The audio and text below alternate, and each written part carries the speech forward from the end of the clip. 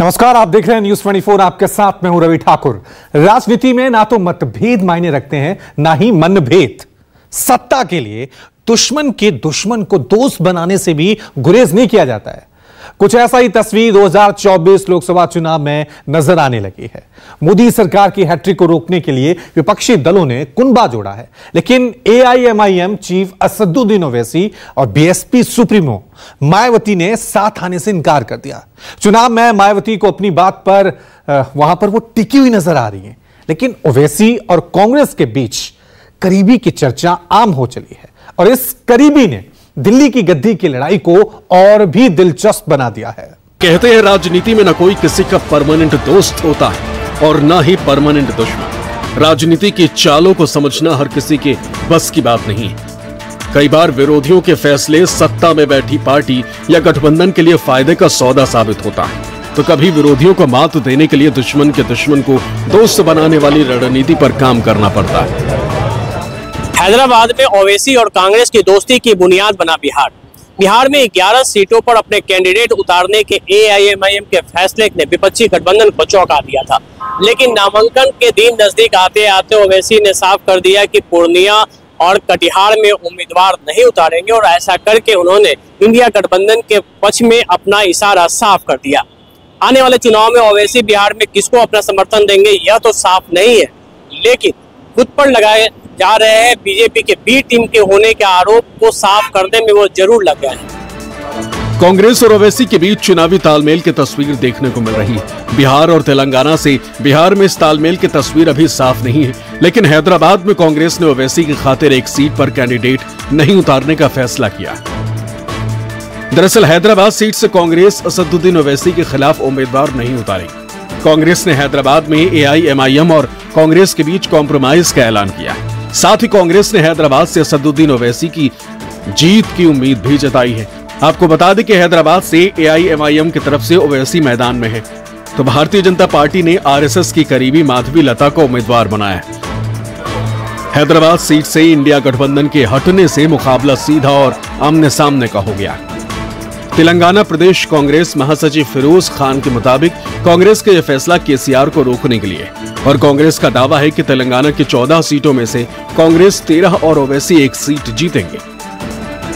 There is a compromise between MIM and Congress party. So Congress is with 64 MLAs happily in power, and Congress is the party most powerful party in Telangana. So there is no question about that. There is only one strategy what we are playing. BRS party, when they were in power from past 10 years, they wanted to finish Congress party. They purchased our MLAs, MPs. So KCR wanted to finish Congress, and that is the reason we decided within 100 days we'll finish BRS. This will be the referendum of our 120 days or 130 days of rule. And if we were not able to implement the schemes we promised, don't vote for us. So 100% Congress is the most powerful party in Telangana, and it will be winning more than 13 seats in Telangana. Hyderabad Lok Sabha seat Owaisi का गढ़ है। AIMIM ने 4 दशकों से Hyderabad Lok Sabha seat पर कब्जा कर रखा है। 1984 से 1999 तक सलाउद्दीन ओवैसी का इस सीट पर कब्जा था और फिर उनके बेटे असदुद्दीन ओवैसी यहां से जीतते रहे। हैदराबाद लोकसभा सीट के तहत गोशा महल को छोड़कर सभी विधानसभा क्षेत्रों पर एआईएमआईएम का कब्जा है। गोशा महल सीट से बीजेपी के टी राजा सिंह विधायक हैं। विपक्षी इंडिया गठबंधन तैयारी होने के बाद ओवैसी ने अलायंस से दूरी बनाई, तो कांग्रेस ने भी हमेशा ओवैसी को बीजेपी की बी टीम कहकर कटाक्ष किया। ऐसे में सभी की नजर थी हैदराबाद सीट से ओवैसी के खिलाफ कांग्रेस और बीजेपी किसे इलेक्शन में उतारती है। कांग्रेस तो पीछे हट गई, लेकिन बीजेपी ने ओवैसी को टक्कर देने के लिए मजबूत महिला चेहरे को उम्मीदवार बनाया। आपको बता दें कि 49 साल की कुम्पीला माधवी लता हैदराबाद के रहने वाली है। माधवी ने हैदराबाद के निजाम कॉलेज से ग्रेजुएशन की पढ़ाई की। माधवी लता ने मास्टर ऑफ आर्ट्स तक पढ़ाई पूरी की है। माधवी लता भरतनाट्यम डांस की ट्रेनिंग ले चुकी हैं। वो पेंटिंग करती हैं और समाज सेवा में सक्रिय भी हैं। माधवी लता एक अस्पताल के प्रशासन में भी हैं। माधवी लता को अच्छा वक्ता भी माना जाता है। अब कांग्रेस की तरफ से असदुद्दीन ओवैसी को समर्थन देने की खबरों पर प्रतिक्रिया देते हुए हैदराबाद की बीजेपी उम्मीदवार कुम्पेला माधवी लता ने सोशल मीडिया पर प्रतिक्रिया देते हुए कहा कि कांग्रेस का एआईएमआईएम के साथ गठबंधन, लेकिन दावा यह है कि वो बीजेपी की बी टीम है। सीपीआई बंगाल में इंडी गठबंधन का हिस्सा है, लेकिन केरल में नहीं। आप दिल्ली में गठबंधन है, लेकिन पंजाब में नहीं। कांग्रेस के साथ समस्या यह है कि उसे ये स्पष्ट नहीं है कि क्या करना है। कांग्रेस मुक्त भारत, प्रगति युक्त भारत। एक मैनिफेस्टो निकाल लेते हैं, उसका तो पूरा आज तक नहीं वो कंप्लीट कर पाए, यानी जितने वादे वो लोग दिए निभा तो नहीं पाए। और जब आधा निभाकर, आधा भी नहीं हुआ उसमें से, एक आध दो निभाने की कोशिश कर उन लोग एक ही बताए कि असेंबली तो खत्म हो गया, अभी लोकसभा आ गया, अभी लोकसभा में हमें जिताई है, फिर असेंबली का हम पूरा करेंगे। जब असेंबली का ही पूरा नहीं करे, होमवर्क पेंडिंग में है, आप नया फिर से कुछ कहते हो लोगों से करेंगे, तब लोगों का तो विश्वास उड़ जाएगा भैया। ये सोचने वाली बात है। मजलिस इत्तेमादुल मुसलमीन यानी कि AIMIM असदुद्दीन ओवैसी की पार्टी ने लोकसभा चुनाव में विपक्षी इंडिया गठबंधन से किनारा करते हुए सभी सीटों पर अपने बूते प्रत्याशी उतारने का ऐलान कर दिया। विपक्ष ने भी उस पर बीजेपी की बी टीम होने का आरोप मढ़ दिया। लेकिन जैसे जैसे चुनाव की तारीख नजदीक आती जा रही है, वैसे वैसे कांग्रेस और ओवैसी को एक दूसरे के नजदीक देखा जाने लगा।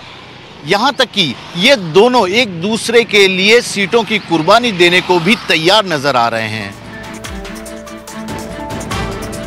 लोकसभा चुनाव के दूसरे चरण का नामांकन खत्म होते होते ओवैसी की पार्टी ने बिहार में सीटों की गिनती 11 से 13 कर ली, तो साथ ही पुरानी 2 तय सीटों पर कैंडिडेट नहीं उतारने का ऐलान भी कर दिया।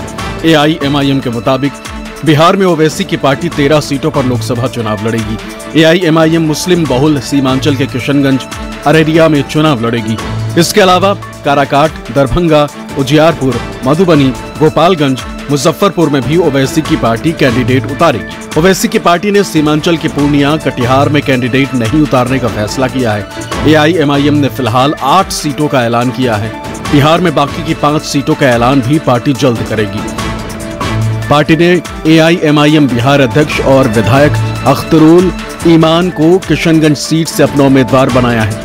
अख्तरुल ईमान ने इंडिया गठबंधन से करीबी और दोस्ती की चाहत की बात कहते हुए AIMIM की सीटों पर विपक्षी पार्टियों से कैंडिडेट नहीं उतारने की अपील की है।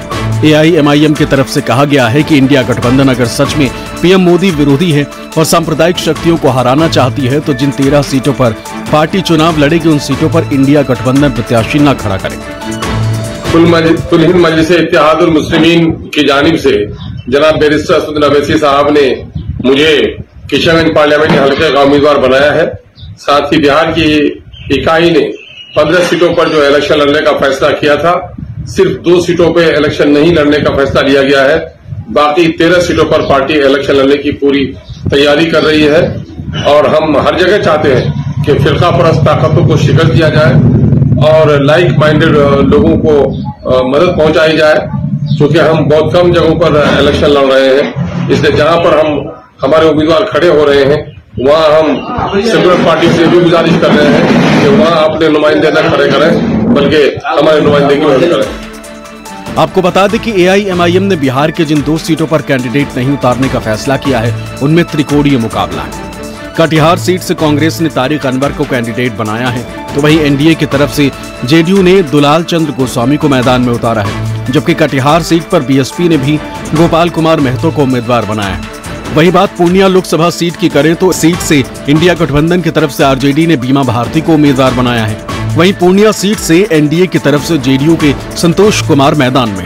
पूर्णिया सीट पर भी BSP ने अरुण दास को मैदान में उतारकर मुकाबला त्रिकोणीय बना दिया है। आपको बता दें कि इंडिया गठबंधन बनने के बाद मायावती की, BSP और ओवैसी की AIMIM ने विपक्षी एकता से परहेज दिखाते हुए अकेले चुनाव लड़ने का फैसला लिया था। लेकिन चुनावी सरगर्मी बढ़ने के साथ मायावती और ओवैसी के साथ आने की भी चर्चाओं ने जोर पकड़ा। ऐसे में बिहार के 2 सीटों पर कैंडिडेट नहीं उतारकर ओवैसी ने इंडिया गठबंधन या BSP में से किसका साथ देने की तैयारी की, इस पर सबकी नजर है। उत्तर प्रदेश में भी ओवैसी नाना करते हुए चुनावी घमासान में एंट्री कर चुके हैं। मुस्लिम मुद्दों पर अपने मुखर रुख के लिए जाने जाने वाले ओवैसी ने PDM यानी पिछड़ा, दलित और मुस्लिम के बैनर तले अपना दल कमेरावादी की पल्लवी पटेल के साथ गठबंधन किया। यह अलायंस पिछड़े, दलित और मुस्लिम वोट ब्लॉक को एकजुट करने के लिए बना और अब यूपी की राजनीति में AIMIM चीफ के एंट्री से महत्वपूर्ण मुस्लिम आबादी वाले निर्वाचन क्षेत्रों में उनके प्रभाव को देखते हुए अन्य राजनीतिक पार्टियां टेंशन में हैं। देश की राजनीति में मायावती और असदुद्दीन ओवैसी पर बीजेपी का बी टीम होने के आरोप लगते रहे। बात चाहे यूपी की सियासत की हो या बिहार की राजनीति की, दोनों पार्टियों के अकेले चुनाव लड़ने से कहीं न कहीं बीजेपी को फायदा पहुंचता रहा। मायावती पर बीजेपी की बी टीम बनकर राजनीति करने के आरोपों के पीछे बीजेपी की तरफ से लिए गए कई ऐसे फैसले हैं जिन्होंने कहीं न कहीं बीजेपी को यूपी और दिल्ली की लड़ाई में फायदा पहुंचाने का काम किया। राजनीति के इतिहास के पन्नों को पलटकर देखने पर पता चलता है कि 2021 के विधानसभा चुनावों में बीएसपी ने 100 सीट से अधिक मुस्लिम उम्मीदवारों को मैदान में उतारा। इसके कारण समाजवादी पार्टी के वोट बढ़ गए और अप्रत्यक्ष रूप से बीजेपी को इसका फायदा मिला। आजमगढ़ के उपचुनाव में भी मायावती ने शाह आलम उर्फ गुड्डू जमाली को मैदान में उतारा तो समाजवादी पार्टी ने मायावती पर एसपी के वोटों में सेंधमारी करके बीजेपी को फायदा पहुंचाने का आरोप लगाया। इसी तरह बहुजन समाज पार्टी ने राष्ट्रपति और उपराष्ट्रपति चुनाव में एनडीए उम्मीदवार का समर्थन किया था। विपक्षी दलों ने नए संसद भवन के उद्घाटन का बहिष्कार किया तो बसपा प्रमुख ने इसका स्वागत किया था। और इस राज्यसभा चुनाव की वोटिंग में भी यूपी के इकलौते बीएसपी विधायक ने बीजेपी का साथ दे दिया। 2024 लोकसभा चुनाव में भी मायावती ने अकेले चुनाव लड़ने का ऐलान किया है। इंडिया गठबंधन में शामिल नहीं होने के पीछे समाजवादी पार्टी से मायावती की तल्खी बड़ी वजह है। लेकिन अगर मायावती ने एनडीए और इंडिया गठबंधन के खिलाफ यूपी की सभी सीटों पर अपना कैंडिडेट उतारा तो ये भी तय है कि दलित और पिछड़ा वोट बैंक बटेगा और फायदा भारतीय जनता पार्टी को होगा। लोग ये बोल रहे हैं कि आपके लड़ने से बीजेपी जीत रही है, तो मैंने कहा, उनका नाम लेकर कहा कि भाई साहब आप स्पीकर और फोन खोलिए, आपके अतराफ में 2-3 मुसलमान तो जरूर बैठे होंगे। बोले हाँ बैठे हैं। बोला खोलिए, फोन खोल दिए। उसके बाद में बोला इन तमाम से कहिए कि वजू कर लीजिए, 2 रकात नफिल नमाज पढ़ लीजिए और अल्लाह से दुआ करिए कि अगर असदुद्दीन ओवैसी मिला हुआ है तो अल्लाह उसको बर्बाद कर दे, और अगर झूठ बोल रहा है तो ये बर्बाद हो जाए। AIMIM चीफ असदुद्दीन ओवैसी की यह सफाई थोड़ी पुरानी है, लेकिन देश में बीजेपी की बी टीम के तौर पर राजनीति करने का आरोप ओवैसी पर आज भी लगते हैं। लोकतंत्र की लड़ाई में ओवैसी की पार्टी देश के हर राज्य में चुनाव लड़ने की शुरुआत कर चुकी है। ओवैसी सीधे सीधे मुसलमानों के हक की लड़ाई लड़ते हैं, जिससे बीजेपी के दूसरे विरोधियों के वोट कटकर बीजेपी के लिए सत्ता की सीढ़ी बना देते हैं। राजनीति के जानकारों का मानना है कि भले ओवैसी बीजेपी की मदद नहीं करते हों, लेकिन उनके चुनाव लड़ने से भाजपा को फायदा होता है। एक्सपर्ट्स ओवैसी की मुसलमानों में बढ़ती लोकप्रियता की एक वजह बीजेपी को भी बताते हैं, और मुस्लिम वोट बैंक ओवैसी की तरफ जाता है तो दूसरे विपक्षी दलों को इसका नुकसान होता है। जानकारों का मानना है कि कांग्रेस और सेकुलरिज्म की राजनीति करने वाले दलों की असफलता भी ओवैसी की लोकप्रियता बढ़ने का एक कारण है। बिहार में नीतीश के पाला बदलने के बाद ओवैसी की पार्टी ने सीमांचल से चुनावी शंखनाद कर दिया है। साथ ही साथ AIMIM की नजर झारखंड, महाराष्ट्र, यूपी और बंगाल पर भी है। पिछले चुनाव में 2 सांसद तैयार करके ओवैसी उत्साहित है। यही वजह है कि 2024 चुनाव में ओवैसी की नजर ज्यादा सांसदों पर है, और ओवैसी की इस प्लानिंग का इस बार किसे कितना फायदा या नुकसान होगा ये देखने वाली बात होगी। Bureau report, News 24।